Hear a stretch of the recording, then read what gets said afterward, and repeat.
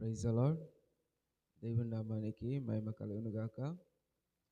ఉదయకాల వేళలో దేవుని యొక్క వాక్యము దినవృత్తాంతముల మొదటి గ్రంథం 28వ అధ్యాయము 20వ వచనం.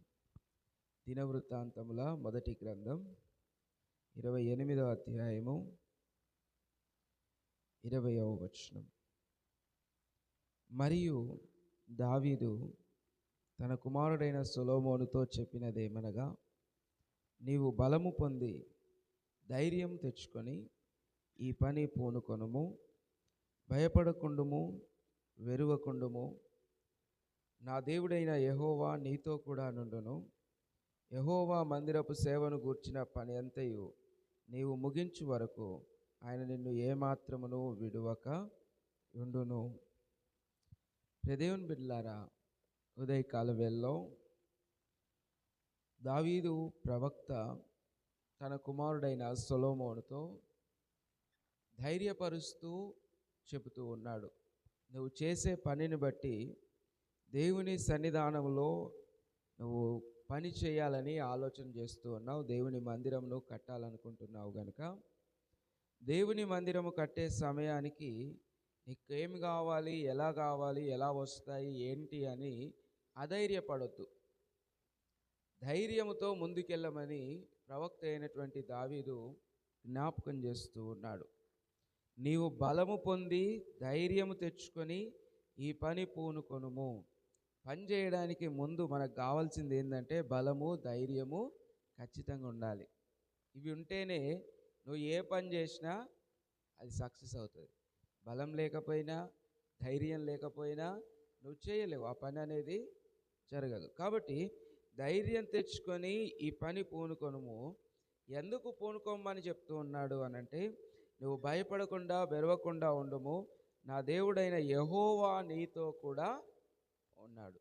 దేవుడు తోడుగా ఉన్నాడు గనుక నువ్వు భయపడకుండా ముందుకు కొనసాగము అని జ్ఞాపకం చేస్తూ ఉన్నాడు. ఉదయకాల వేళలో మనం ఈ యొక్క వాక్యాన్ని బట్టి ఒక విషయాన్ని అర్థం చేసుకోవాలి. ఏంటి ఆ విషయము అనంటే, ఇదిగో దేవుడు తోడుగా ఉంటే మనకు బలం ఉంటుంది, ధైర్యం ఉంటుంది. మనం ఏ పరిస్థితిలో ఉన్నా కూడా, అనారోగ్య పరిస్థితుల్లో ఉన్నా, ఎవరు మన పక్కన నిలబడకుండా ఒంటరిగా ఉన్నా కూడా దేవుడు మనతో ఉంటే మనకు ఒక బలం ఉంటుంది, ఒక ధైర్యం ఉంటుంది.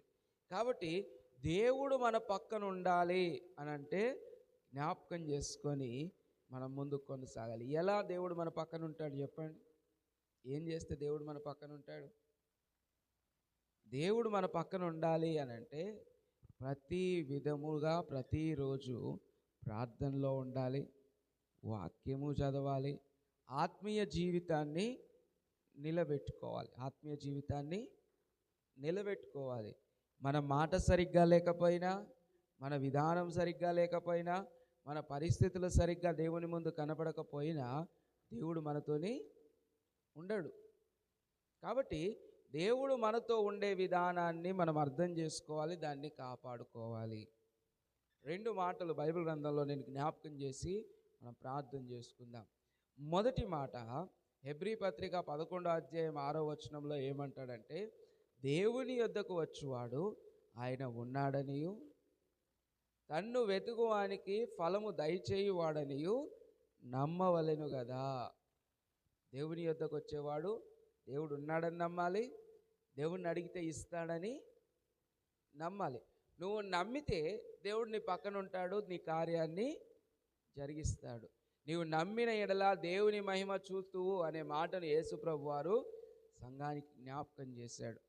ఇక రెండవ మాట ఏంటి అనంటే, యాకోబు రాష్ట్ర పత్రికలో 1వ అధ్యాయంలో ఉంటుంది. చివరి మాట ఏంటి అనంటే, నీ యొక్క దైవభక్తి ఎలా ఉండాలి అనంటే జ్ఞాపకం చేస్తూ ఉన్నాడు. చూడండి, యాకోబు రాసినటువంటి పత్రిక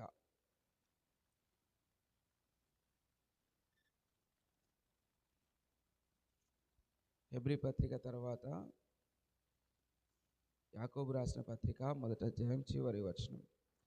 తండ్రి అయిన దేవుని ఎదుట పవిత్రమును నిష్కలంకమునైన భక్తి ఏదనగా, దిక్కులేని పిల్లలను విధవరాండ్రను వారి ఇబ్బందులలో పరామర్శించుటయు, ఈ లోక మాలిన్యము తనకంటకుండా తన్ను తాను కాపాడుకొనుటయే. రెండు విషయాలు. ఒకటి, దిక్కులేని వారికి సహాయం చేయాలి. యేసుప్రభు వారు అడుగుతారు కదా, నేను కష్టాల్లో ఉన్నాను, నేను చెరసాల్లో ఉన్నాను, నేను ఆకలి కొని ఉన్నాను, నన్ను మీరు పట్టించుకున్నారంటే అంటారు, అయ్యా మీరెప్పుడు చెరసాల్లో ఉన్నారు, మీరెప్పుడు ఆకలి కొని ఉన్నారు, మీరెప్పుడు ఈ విధంగా ఉన్నారంటే ఆయన అంటున్నాడు, మిక్కిలి ఈ అల్పులైన ఈయన సహోదరులకు చేస్తే నాకు చేసినట్టు. కాబట్టి మన భక్తి ఎక్కడ కాపాడబడుతుందంటే దిక్కులేని వారిని మనము ఆదరించడంలో కనబడుతుంది. రెండవది, ఈ లోకపరమైనటువంటి ఇదిగో మాలిన్యము మనకు అంటకుండా కాపాడుకోవడంలో కనబడుతుంది. కాబట్టి ఇలా ఎవరైతే ఉంటారో వారికి భయం ఉంటుంది, ధైర్యం ఉంటుంది, దేవుడు పక్క నుండి నడిపిస్తాడు. కాబట్టి ఈ ఉదయకాల వేళలో దేవుడు సొలొమోనుతో మాట్లాడించిన మాటను మనతో కూడా మాట్లాడుతూ ఉన్నాడు. నువ్వు బలము తెచ్చుకొని ధైర్యముతో పనిచేయడానికి సిద్ధపడు, దేవుడు నీకు తోడుగా ఉన్నాడు. అది ఏ పనైనా సరే దేవుని సన్నిధానంలో దేవుని ప్రసన్నతను, దేవుని యొక్క నడిపింపును పొందుకొని మనం బలముతో ధైర్యంతో ముందుకు కొనసాగిపోవాలి. కళ్ళు వంచి కళ్ళు మూసుకొని ఇదిగో చెప్పబడిన మాటల్ని బట్టి మనము ప్రార్థన చేసుకుందాం. బలముతో ధైర్యముతో మనము ప్రార్థన చేసుకుందాం. కళ్ళు వంచి కళ్ళు మూసుకొని చెప్పబడిన మాటల్ని బట్టి ప్రార్థనలో ముందుకు కొనసాగుదాం. మహాపరిశుద్ధుడైన మా ప్రియ పరలోకపు తండ్రి, మీకు వందనములు, స్తోత్రాలు, స్తుతులు చెల్లిస్తూ ఉన్నాం. ఉదయకాల వేళలో ప్రభువా, ఇదిగో నీ బిడ్డలతో నీ వాక్యాన్ని పంచుకోవడం జరిగింది. మీరు జ్ఞాపకం చేసుకున్నారు. ఇదిగో నాయన, మీరు మాకు తోడుండి మమ్మల్ని నడిపిస్తున్నారని నీ యొక్క వాక్యము చేత మీ నాయన తండ్రి మేము బలము తెచ్చుకొని ధైర్యము తెచ్చుకొని ప్రతి పనిని జరిగించుటకు నీ కృప, నీ కనికరము నాయన, నీ ప్రేమ మా యందుంచుమని నజరేయుడు మా ప్రభువును రక్షకుడైన యేసుక్రీస్తు శుభనామంలో ఈ ప్రార్థన అడిగి వేడుకొంచున్నాం మా ప్రియ పరలోకపు తండ్రి, ఆమేన్. కొద్ది సమయం మనము ప్రార్థన విజ్ఞాపనలో దేవుని సన్నిధానమును గడుపుదాము.